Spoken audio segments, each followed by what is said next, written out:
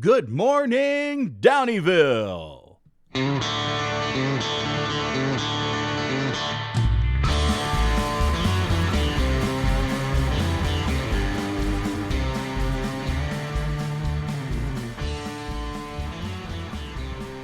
Welcome to Dirt Magic, the Downieville Sessions. I'm your host, Martin Scheel.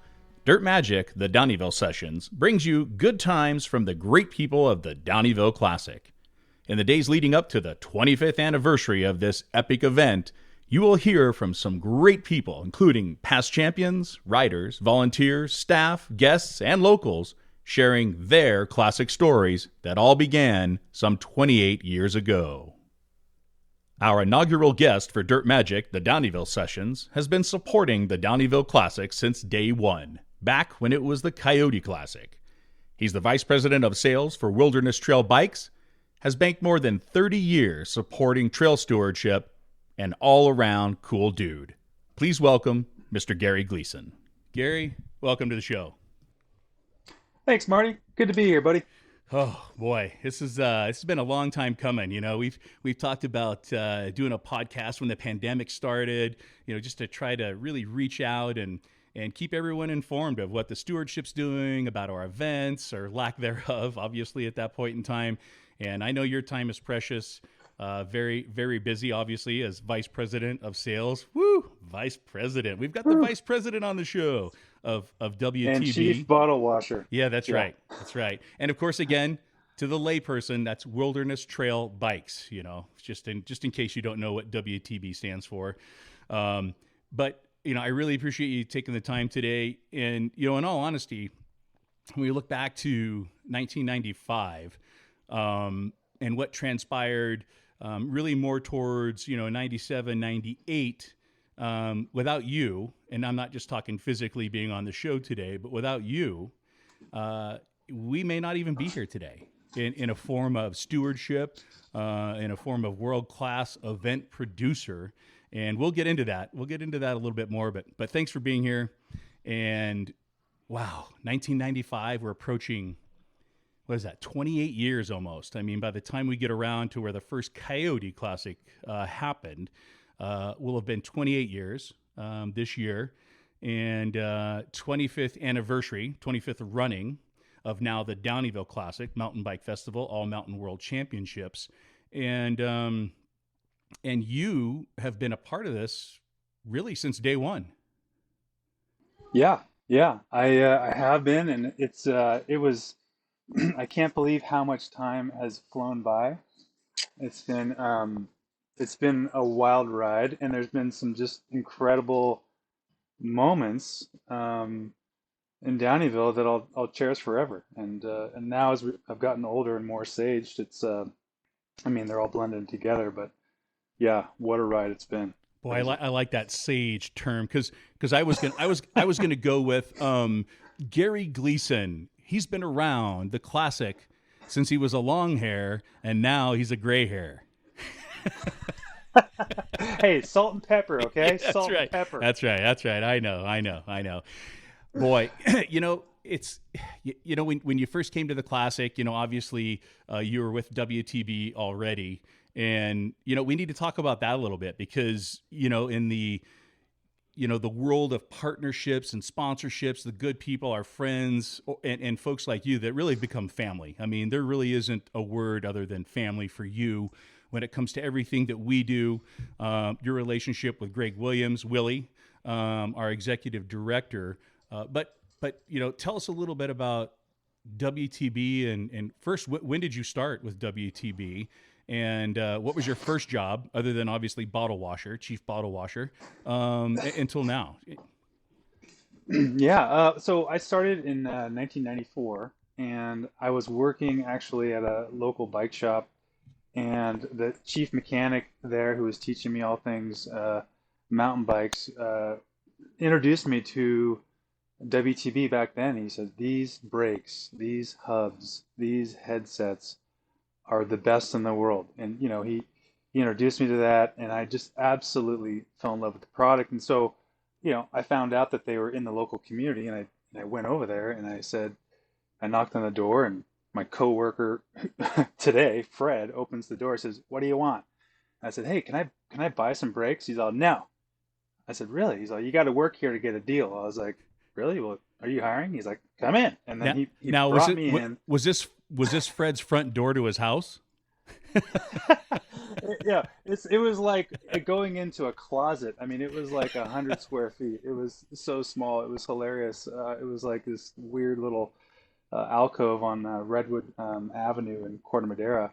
But he invited me in and had me assembling brakes and brake pads that day for minimum wage, and off to the races I went. So I was on the production crew, and after working there for a little bit, the phone's ringing, nobody's answering it, and so I answered the phone. I said, "WTB, this is Gary speaking. How can I help you?" And I took an order, and I hung up the phone, and he looked at me, and he was like, "That was pretty good."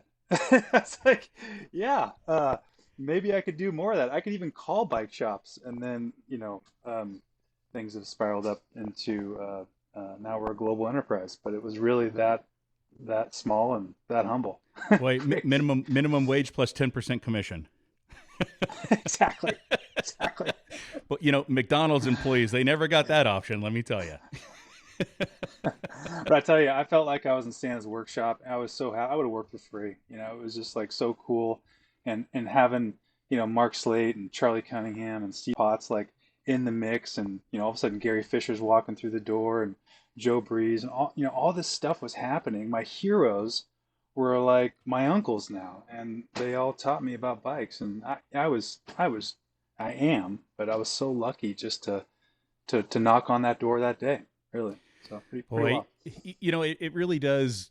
It's like a dream job. And I mean that in a positive little kid way, growing up, and, the cycling industry, obviously has struggled, throughout the decades, finding itself, especially when almost like skiing and snowboarding, when, cycling was all road biking, and then the emergence of these crazy people that started tweaking on these road bikes and putting some weird kind of flat bars on them and doing crazy things on them. But boy, you were right there, or right after, I mean, the birth really of mountain biking. And obviously WTB, the vision there was to fill a need. And obviously it has for over 40 years.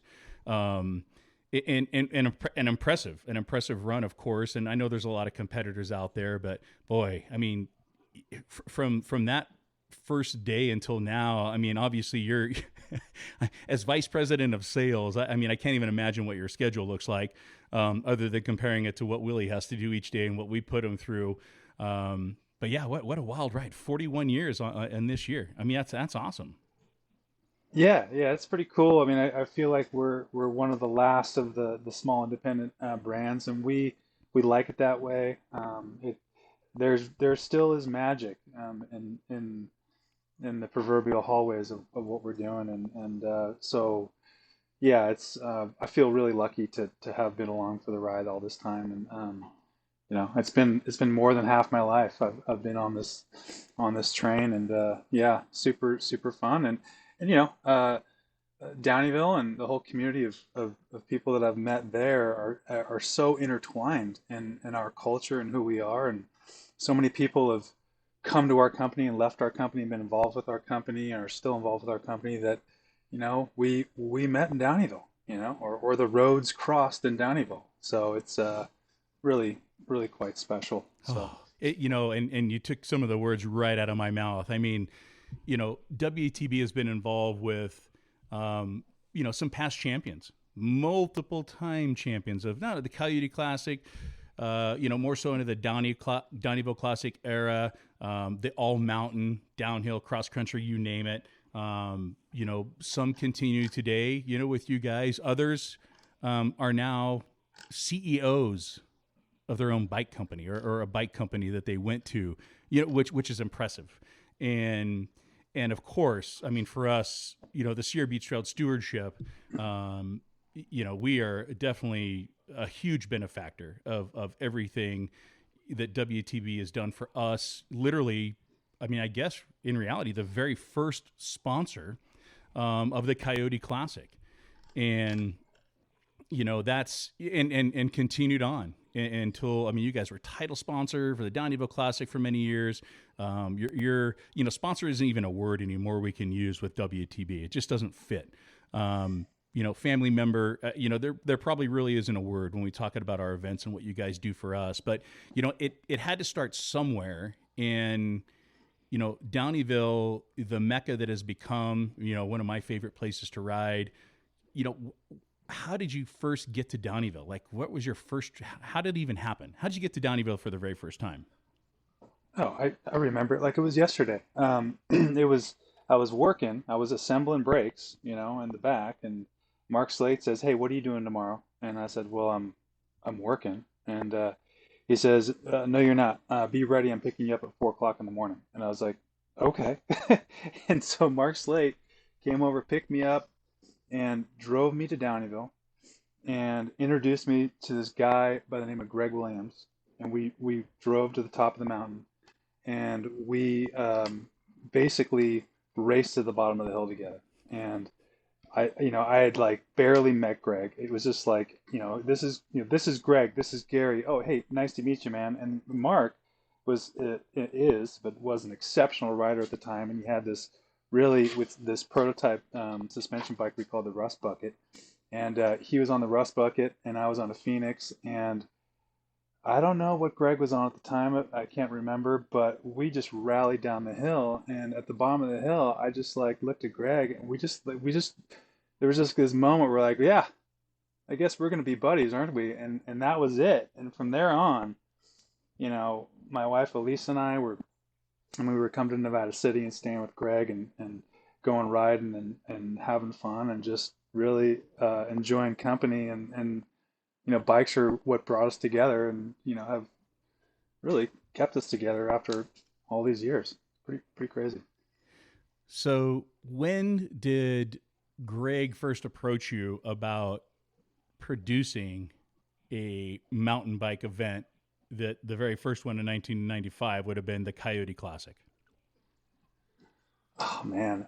Well, now we talked about the sage thing, about the age thing. I'm not even sure, but I remember that he said, we gotta have a race. This is like the best venue to have the most challenging bike race in the world. And I said, I don't really have the authority, but we're in, and I said, whatever you need, we're going to be a part of it. We're going to do it, and I'll help you personally do it. And he came up with this idea of this race, and I mean, it was just such an obvious yes for us. And so, for us, it was more we were doing the sweat equity thing. We was like, hey, how do we help make it happen? Because it was all like figure it out as you go along. I mean, now, the stewardship and all the resources you have and the experience you have to put events on. I mean, it's so pro. But back then it was like, okay, how do we create a finish line? What's the start line? How do we time this thing? Like, how do we make it safe? Is this even legal? Yeah. All these things. And so, it was organic. But I knew Greg knew that we were there to help out. We didn't really have any experience, but we had a lot of enthusiasm, and any excuse to go to the mountains and hang out and ride and work, we were into it. So it just kind of happened like that. And then we had such a good time the first year that we were like, we want to own this top position. We want to be your brand. I mean, we want to be the ones that you can count on. And so just really snowballed from there. Boy, thank goodness that spark happened. The universe, sparked off with a big bang. Well, depending on what your belief system is, but there you have it. The big bang. Greg Williams and Mr. Gary Gleason, WTB, and we had the Coyote Classic. And I know that. I mean that. I started riding in Downieville, I think, probably during the second or the third Coyote Classic. Still wasn't involved with that, but riding in Downieville, at that time was just spectacular. I mean, it was, for me, it was brand new mountain biking, hitting Pioneer Trail, riding all the trails. I lived in El Dorado Hills at the time. So, riding, from Folsom, Auburn, all those, and just, fell in love with it. And, local bike shop owner, Dynamic Bicycles there in El Dorado Hills, he said, hey, you need to come up with me to Downieville. And we did our own, shuttle. I had a couple cars and shuttled the Downieville downhill. And that was it. I was sold. I was like, man, I was ready to live there, at that point in time. Yeah. And, young and college. Oh yeah, this is what I'm going to do. But it really did become, a mantra. And, that third Coyote Classic, I think I helped volunteer. We may have raced the downhill. Gosh, it's, talk about, OG and gray hair and some memory synapses of chemicals and everything else in the body since 1997 or 8. But one thing I do remember is that, there was a struggle. And, that year, the third year, the Coyote Classic, there was drama. There was, potential to shut the whole thing down. It went to a lawsuit, went to the courts. And, I know you were a part of the support system for Greg, our executive director, Willie. At that time, he was solo. It was WTV, Gary Gleason, and Greg Williams. And it got to the point where there was a risk, that everything was going to end. And, luckily, through the legal system and courts, a decision happened, such that Greg could continue, but the courts allowing Greg to continue is one thing. Greg and his mindset and wanting to continue is another. And, I have a quote from Greg, and he says, I'll never forget having a conversation with Gary about the Coyote Classic and whether I should continue with the event. And this is after the lawsuit, even though he could continue and everything. And Gary said, too many people have had too good of a time to give up on it. Gary offered his help to pull off the inaugural Downieville Classic in 1998. And you've been a part of it ever since. And, I spoke about this earlier, but Gary, in reality, had you not pushed Greg, supported Greg, been Greg's friend, partner, knowing that you guys were onto something for what would become, and yes, I'm biased, the best mountain bike race ride festival on planet Earth, without you pushing, you and I probably wouldn't be talking today. I know it's a lot to lay on your shoulders. Build up. Yeah. Yeah. It was, back then it was just like, it's still, there's magic. There's absolutely, when all these people that come together in this town and have this time, and they have their own, battle with the mountain, and they come through the finish line, they have triumph, and then they enjoy the festival. What happens, and the energy there, and it just keeps going every year, is so special that it was just like, there was too many people. It was larger than any one person anymore. It had become, this thing that there was just a big community of people that were relying on this. This was the thing they focused on. This is what we trained for. This is, it just turned into something so much bigger, and I could see it from a mile away. So, and Greg was shouldering so much stress, so the burden of making this happen in the trenches, it was a real dogfight, or coyote fight, I should say. So yeah, point. It was easy. He needed a buddy. It really was a coyote fight. He needed a buddy, and he needed, some common sense based advice, and that wasn't hard to give that to him. But I'm glad it worked out, and it's just, it's like I said, And I always see I have like half my wardrobe is Downieville Classic T-shirts and or stewardship T-shirts, More and than then half one of of them I mine. always look at it.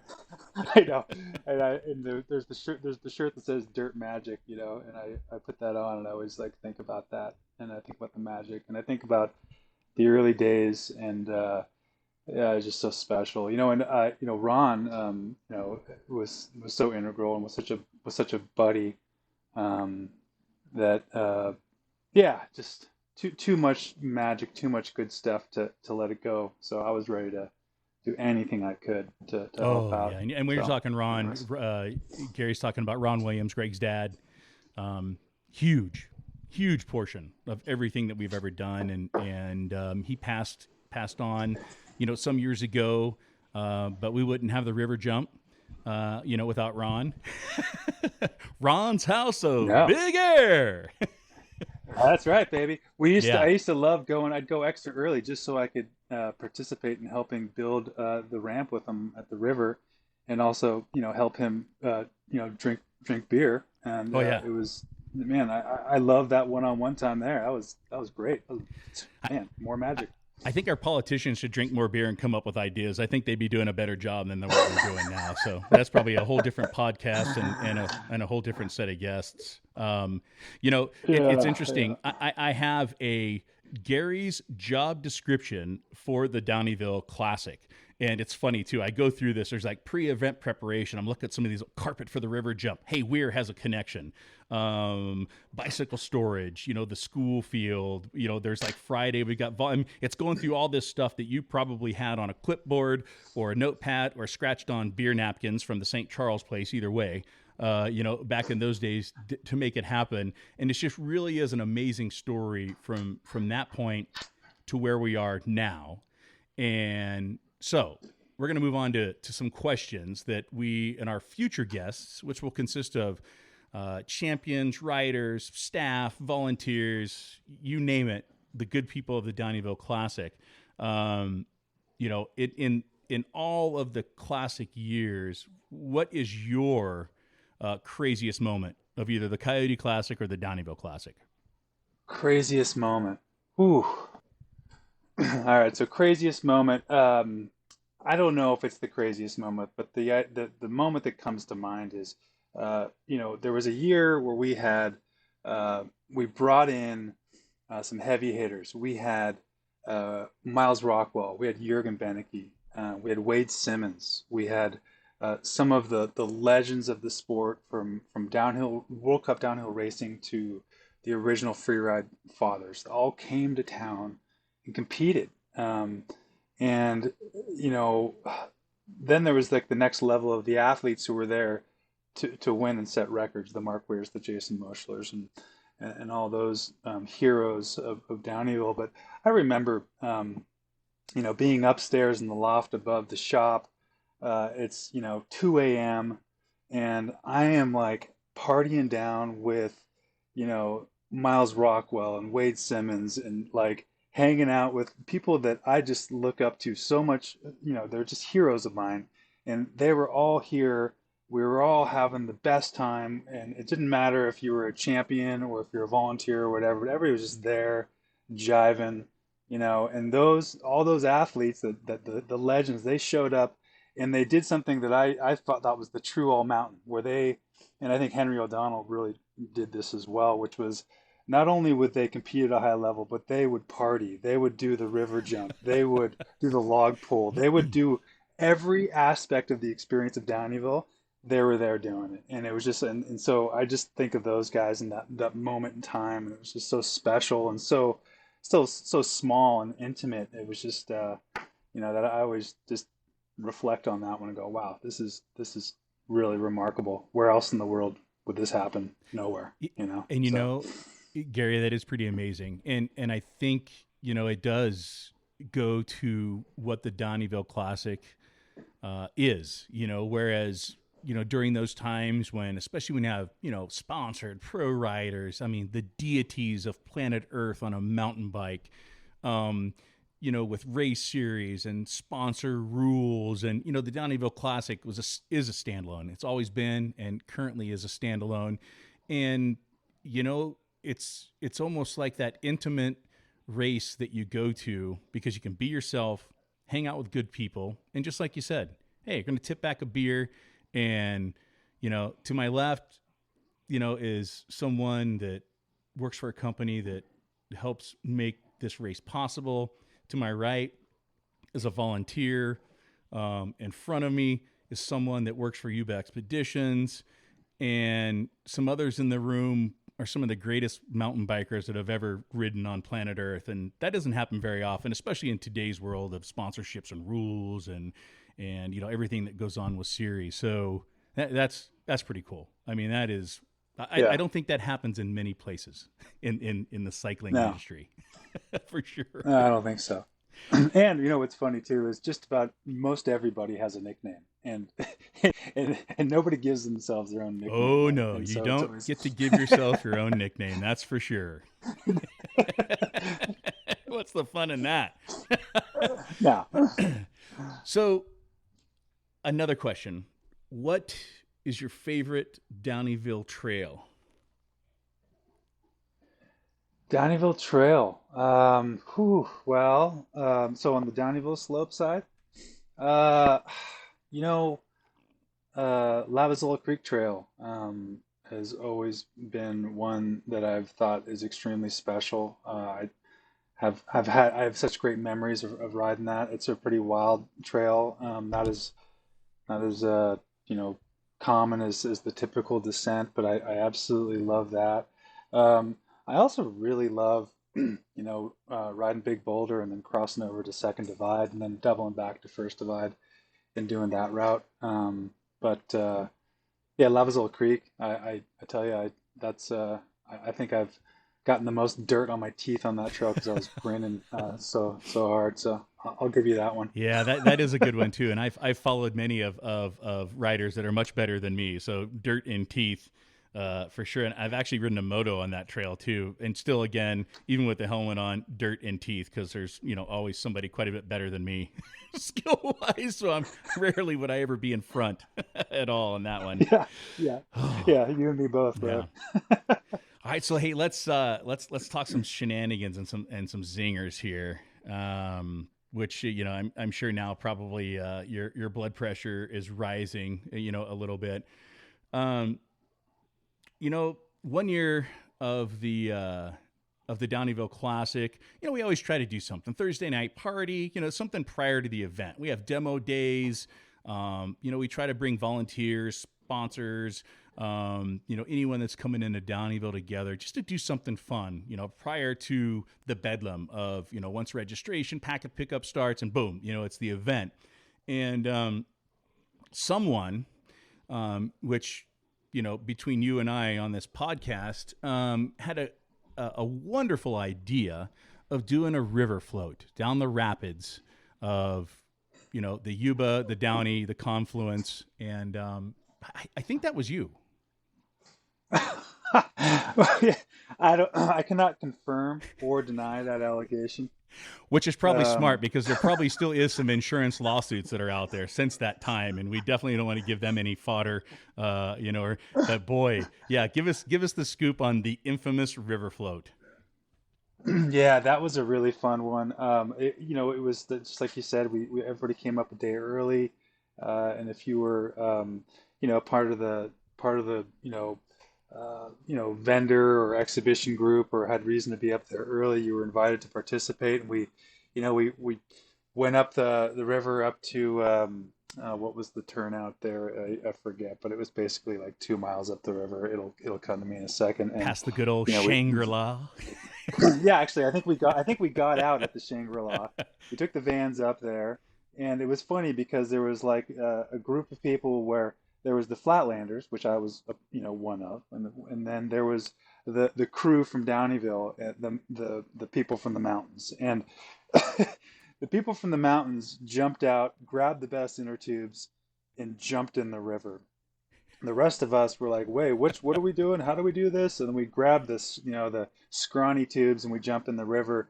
And, the snowpack was it was a big snowpack that year. So the river was running, and we It was like Charlie Brown chaos. We jumped in the river, and all of a sudden, things went really sideways, and we had a good time. But a lot of people, like everybody, lost sunglasses and hats.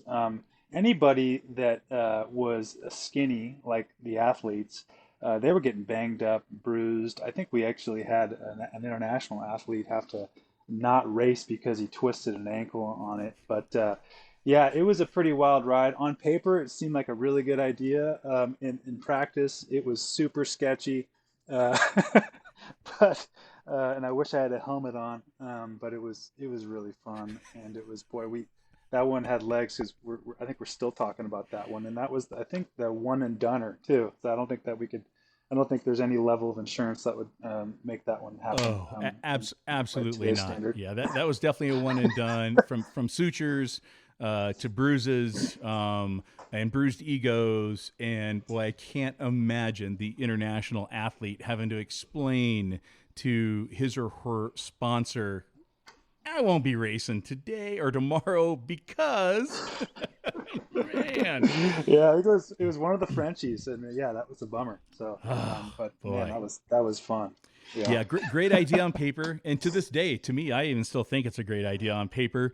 And maybe that should have been one of those moments where you and Greg and Greg's dad, got together and had a couple of beers, talked about it some more, and well, I don't know, that would have made it worse. We would have ended up with like jumps in the river at that point and rope swings to pull yourself even faster. It probably would have got exponentially worse. Willie was like, "Oh, it'll be great. We'll have a keg like halfway down on the beach. We'll have a bunch of food." I'm like, "Oh, that sounds like a really nice time." Did that happen? No.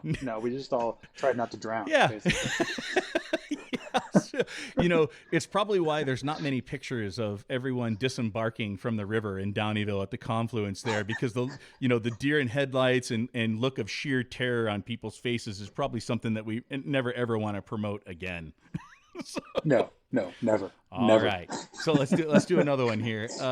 Kick the can. Yeah, kick the can. Well, that's a sport. Yeah. Well, so kick the can. That was a really really fun game. One of the greats of Downieville, Wayno, a good man Wayno, was one of the architects of that. And it was basically the sport where you're playing the game of golf, but you are kicking a beer can kind of like through a field goal through uprights. And so we established, 18-hole golf courses throughout Downieville, and we had tee times and groups, and we would work our way through and had really fantastic games of kick the can. I don't know that we ever finished 18 holes, but definitely not sober. No. And we actually got pretty competitive with it. So you leave, a couple sips in there, and the can would carry a little farther. That was a really great game. That was fun. I'd like to bring that one back. Boy, the flight logistics of a partially filled beer can. Boy, engineers across the planet would be just chiming in to get a crack at that one, I'm sure. Oh man, but we were competitive. I mean, the people were really giving it everything they had. I mean, there was no messing around with that. Oh yeah, competition's never been an issue. Sport. I mean, from all those years of games of crud, around the pool table in a small confined space, add adult beverages, hard ceramic pool balls, and yeah, I mean, what could possibly go wrong with competitive spirit in that realm? Oh yeah, Toe Clip Todd, man, that guy, he was a real crud meister. Yeah, we'll have to get him on the show too and talk about that. Although, I'll have to rein him in just a little bit. But okay, so yeah, a little bit. So final one on the zingers, and we'll see if you can figure out who this one comes from. And again, ladies and gentlemen, there are times on this show where adult language may happen, and listener discretion is advised. So, the piss bucket.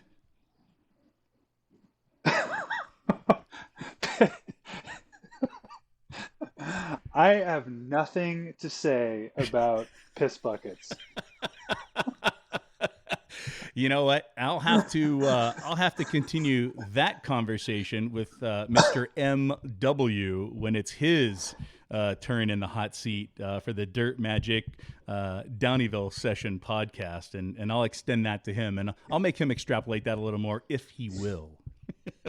Yeah, yeah, and you might just put a hot pocket. Ask him about hot pockets, and ask him about uh, squirrels on trampolines. Yeah, Oh, throw that into the mix that's and see good where he stuff. goes with That's that. great stuff. That's exactly what we need. We're gonna get a Grammy, a Sammy, a Whammy, or something out of this. I don't know. There's so many award shows. I'm sure Oh we can man, win one of them. Um, yeah. Thank me later. yeah. Yeah. Okay. So final question on a serious note.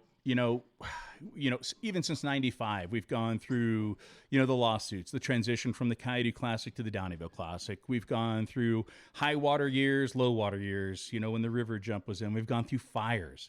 We've gone through a heavy snow year where we actually had to dig out sections of the downhill that ultimately melted anyway to get through. We've gone through more fires. Then we went through a pandemic, and that's the most recent. And then more fires that shut down the forest. And we've just come out of that. Our last Downieville Classic was in 2019, and in 2020 was supposed to be the 25th anniversary. We're all looking forward to it, and lo and behold, the zinger of COVID put the kibosh on all that. But here we are, 2023. By the time this event kicks off, it'll have been 28 years since the very first one, the 25th anniversary. What are you most excited about with this return? Well, I'm really excited about the community of riders that come from all over coming into town, and sharing this familiar experience, or riders that have never done it before that have heard about it and coming in and challenging themselves for the first time, and putting themselves to the test, and then enjoying just the absolute euphoria after the finish line, and really just realizing they're part of a community of people that love riding bikes, and love riding world class trails, and just having the the energy of everybody doing their thing. I'm just so looking forward to it. I don't race anymore. I don't. I'm now on the moto team, and so I'm out there doing moto support, and I can look forward to getting together with the whole moto crew, and doing everything there, and just being a part of something bigger. Yeah, and just fitting into it is the thing I'm really looking forward to, and just seeing faces that sometimes you kind of only see there. Picking up with people where you left off, whatever it is, 4 years ago, and just keep on going because you have that special bond. So I'm counting the days, man. Can't wait. So looking forward to it.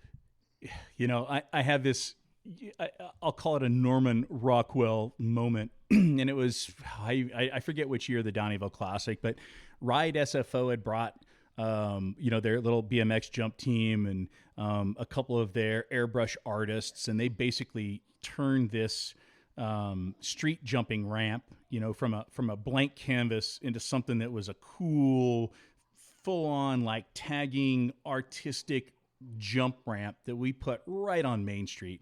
And their jump team was going off, and at one point we had a couple, and they were up there, and he basically asked his girlfriend to marry him on the top of this jump ramp while BMX jumpers are jumping over them, over the flat top. And at this time, your domicile was right on Main Street, up above. You're sitting on your balcony, and to this day, I can still see it. I mean, I have this vision of you, beverage in hand, smile on your face, watching these jumpers get air up to the second story level to where they're at your level, with the future husband and wife on top that just got engaged. And, if Norman Rockwell would have been alive and standing in my position at that point, as I'm announcing everything on the microphone, I think we'd probably have one of those nice plates. And your mug would be on it, sitting behind that balcony on Main Street. So there's the Gary Gleason Downieville Classic Norman Rockwell moment. in, Oh, I dig in it. my Oh, mind, that was anyway. special. Oh, No, I can see it. I remember that so vividly. That was really cool. I always just so much enjoyed staying on Main Street and being able to like get the bird's eye view of what was going on down below. And in that particular year when the jumping was going on, I mean, those athletes were all of a sudden just at my eye level. It's just like, how are they doing that? Yeah, that was a pretty cool one. And there's just so many more memories like that, and so many perspectives from other people from their vantage points over the years. It's just yeah, it's so cool, so great, really great. And I gotta say, I'm so appreciative of all the people in Downieville, all the residents opening up their town to us, and letting us you know have this experience, and in their special little village, because it's a lot to have thousands of people show up and have a race and do a thing, and then leave. So it's I just want to give a shout out in case any of the 320 people of that town happen to be listening. Yeah, especially when we go 10 times that, or 10 times plus that on Saturday and Sunday, coming up in July of this year. We've changed minds over the decades. We truly have. Mountain bikers were definitely not liked, in the early days of Downieville. And I think we've, through the good people like you, organizations like WTB, it's become a family. We've shown that we're there, for the long haul, for the betterment of the community in the La Sierra and Downieville. And I think we turned the tide. We're on the flip side of that now. I think you'd be hard pressed to find those that would, say some negative things about us, and so many that would say positive things. And Gary, that just simply wouldn't be possible without you and WTB, of course. But this stemmed from you, and thank you. I mean, there's just there really aren't words other than just thank you. Really appreciate it. Yeah, man, it's been my pleasure. You could keep me away from it, and I'm grateful that Mark Slate picked me up at 4 o'clock in the morning that day, and brought me up to the mountains and introduced me to a place that I absolutely cherish, and I've been going back to numerous times a year for since, and will continue to till I can't anymore. So yeah, no, absolute honor. Awesome to be a part of it. Awesome. Well, Gary, thanks so much for joining us. Appreciate your time as always. And I will, definitely look forward to having a beverage with you and having some good old chats like we normally do face to face in July in Downieville, if not before. Thanks again, for joining us on the show. And yeah, we're ready. 25th anniversary. WTB, as always, kicking some serious ass for the Downieville Classic Mountain Bike Festival, All Mountain World Championships. Any final thoughts you have, let her rip. And if not, we're good to go. No, well, the only thought I have is, if you're not a member of the Sierra Buttes Trail Stewardship, please become one, because it takes a village. Thanks a lot, Marty. Appreciate the time. Hey, thanks, Gary, so much. And hey, we'll see you in Downieville. All right, buddy. Take care. You've been listening to Dirt Magic, the Downieville Sessions. I'm your host, Martin Scheel. Dirt Magic is produced by the Sierra Buttes Trail Stewardship. Music selection courtesy of the Saddle Tramps. Stay tuned for our next Downieville Sessions, and thanks again for listening.